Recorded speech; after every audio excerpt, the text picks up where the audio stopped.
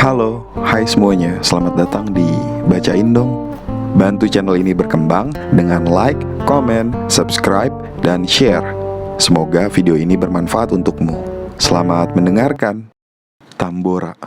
Kawasan Tambora dewasa ini menjadi sebuah kelurahan Tambora, termasuk wilayah kecamatan yang sama, Kota Madia, Jakarta Barat. Nama Tambora dari kawasan itu mungkin diberikan oleh orang-orang yang berasal dari Pulau Sumbawa yang pada tahun 1755 diberitakan dipimpin oleh seorang kapten. Mungkin komunitas mereka yang jumlahnya tidak begitu banyak kurang mendapat perhatian kalau saja tidak muncul seorang tokoh yang menimbulkan kekaguman orang-orang Belanda, yaitu Kapten Abdullah Saban. Karena menunjukkan jiwa kepemimpinan yang luar biasa, terutama dalam pertempuran di laut pada tahun 1794, dia diangkat menjadi kepala Kepulauan Seribu. Pada tahun 1800, ia dianugerahi pedang kehormatan. Pada tahun 1808, oleh Daendels diangkat menjadi Letnan van der Eerste kelas Beach di Hollands Koninklijke Marine. Tokoh lain yang perlu dicatat adalah Haji Musthoib Ki Daeng yang berjasa membangun Masjid Tambora. Ia adalah orang Cina Muslim asal Makassar, pernah tinggal beberapa lama di Bima di kaki Gunung Tambora, Sumbawa. Karena suatu sebab mungkin dituduh menghasut warga setempat untuk melawan penguasa. Pada tahun 1755, ia dihukum penjara di Batavia selama 5 tahun. Setelah bebas, ia berniat akan tetap tinggal di Batavia. Sebagai tanda syukur kepada Yang Maha Kuasa, pada tahun 1761, ia membangun sebuah masjid untuk mengenang tempat ia ditangkap penguasa. Masjid yang dibangunnya itu diberi nama Masjid Tambora. Masjid yang dibangun Musthoib itu merupakan inti dari keadaannya dewasa ini. Bagiannya yang terletak di pinggir sungai masih menunjukkan bentuk asalnya. Setelah mengalami beberapa kali perbaikan, pada tahun 1980, masjid itu diperbaiki lagi serta diperluas. Haji Musthoib dimakamkan di halaman masjid tersebut. Makamnya yang dinaungi bangunan bertiang tembok 6 buah, sampai dewasa ini masih terpelihara dengan baik. Tanah Abang. Kawasan Tanah Abang meliputi sebagian besar wilayah Kecamatan Tanah Abang, Kota Madia, Jakarta Pusat. Menurut Tota M. Tobing, ada anggapan bahwa nama Tanah Abang diberikan oleh orang-orang Mataram yang berkubu di situ dalam rangka penyerbuan kota Batavia tahun 1628. Pasukan tentara Mataram tidak hanya datang melalui laut di utara, melainkan juga melalui darat dari selatan. Ada kemungkinan pasukan tentara Mataram itulah yang memberi nama Tanah Abang karena tanahnya berwarna merah atau abang menurut bahasa Jawa. Kemungkinan lain adalah bahwa nama itu diberikan oleh orang-orang Jawa Banten yang bekerja pada Poa Bingham atau Bingham waktu membuka hutan di kawasan tersebut. Konsensinya diperoleh Bingham, kapten golongan Cina pada tahun 1650. Mungkin karena pernah bermukim di Banten sebelum hijrah ke Batavia seperti Bencon pendahulunya. Bingham pun akrab dengan orang-orang Banten. Bencon pernah membebaskan Wangsa, seorang asal Banten, dari tahanan kompeni dengan uang jaminan sebesar 100 real pada tahun 1633.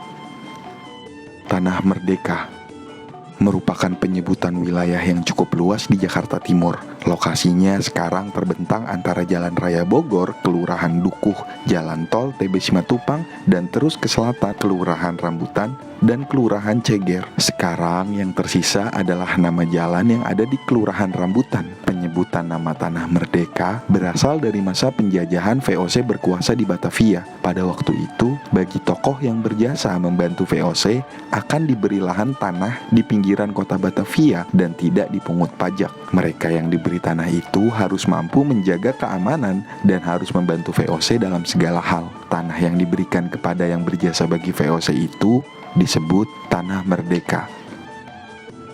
Tiang Bendera. Kawasan Tiang Bendera terletak di wilayah Kelurahan Roa Malaka, Kecamatan Tambora, Kota Madia, Jakarta Barat. Kantor kelurahannya sendiri dewasa ini terletak di Jalan Tiang Bendera Utara, nomor 90A. Nama Tiang Bendera berasal dari tiang bendera yang sehari-hari terpancang di depan rumah Kapten Cina pada pertengahan abad ke-18, setelah selesainya pemberontakan Cina tahun 1740.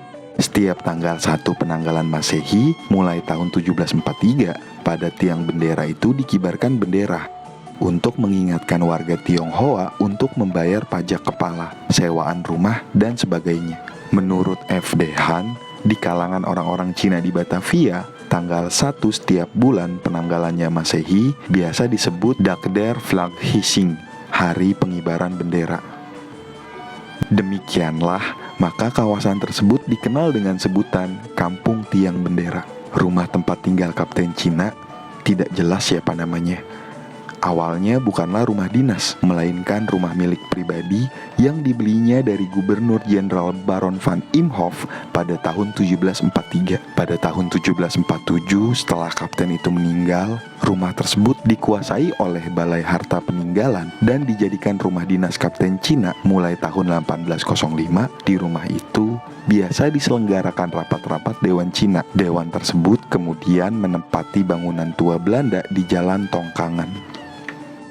Kawasan Tugu dewasa ini dibagi menjadi 2 kelurahan, yaitu Kelurahan Tugu Selatan dan Tugu Utara, termasuk wilayah Kecamatan Koja, Kota Madia, Jakarta Utara. Tugu merupakan prasasti peninggalan Kerajaan Tarumanegara, diperkirakan dibuat pada abad ke-5 Masehi, ditemukan di Kampung Batu Tumbuh, dijadikan sebutan bagi kawasan tersebut. Prasasti tersebut memberitakan tentang dibuatnya saluran air sepanjang 6.122 busur atau kurang lebih 11 km dalam waktu 21 hari. Hal itu membuktikan bahwa 16 abad yang lalu pun saluran air di pantai utara kawasan Jakarta dan sekitarnya sudah diperlukan untuk mengatur pengairan, baik untuk penanggulangan bahaya banjir ataupun untuk pertanian. Tugu mulai disebut-sebut pada tahun 1661, yaitu tahun ditempatkannya 23 orang Kristen asal Benggala dan Coromandel. 15 tahun kemudian, jumlahnya meningkat menjadi 40 atau 50 keluarga dan ditempatkan seorang guru di sana. Setengah abad kemudian, 1735, dibangunlah sebuah gereja dari tembok. Pada tahun 1740, dibakar oleh orang-orang Cina yang memberontak. Pada tahun 1744, dibangun lagi gereja baru atas biaya seorang pejabat VOC, Justinus Veitch. Prasastinya sendiri yang berbentuk bulat hampir menyerupai kerucut, sehingga baris-baris hurufnya dituliskan melingkar sebanyak 5 baris berhuruf Palawa. Dewasa ini disimpan di Museum Nasional. Replikanya dapat disaksikan di Museum Sejarah Jakarta di Taman Fathahillah. Sekian video kali ini. Terima kasih dan sampai jumpa.